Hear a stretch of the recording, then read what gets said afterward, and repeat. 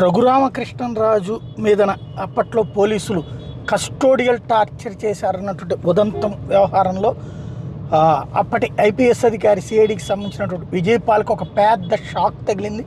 ఈ మొత్తం కేసులో ఆనాటి నుండి పోరాడుతున్నటువంటి రఘురామకృష్ణరాజుకి ఒక పెద్ద ప్రయోజనం అనే కంటే కూడా ఆయన కసి లేదా ఆయన కోపం తీరేటటువంటి సందర్భం వచ్చింది. విజయపాల్ అరెస్ట్కి రంగం సిద్ధమవుతోంది. ఎందుకంటే ఆయన బెయిల్కి అప్లై చేసుకోవడం, హైకోర్టులో తర్వాత కొట్టేసిన తర్వాత సుప్రీంకోర్టుకు వెళ్ళడం జరిగింది.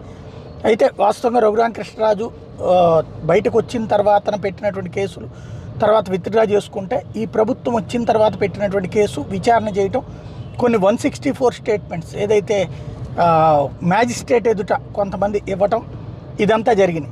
ఇక్కడ మెయిన్ ఆ రోజున సునీల్ కుమార్ ఎవరైతే డీజీ ర్యాంక్ అధికారి, తర్వాత విజయపాల్, ఈ ఇద్దరి మీదనే టార్గెట్ చేసుకుంటూ వచ్చారు రఘురామకృష్ణరాజు. ఇప్పుడు వచ్చేటప్పటికి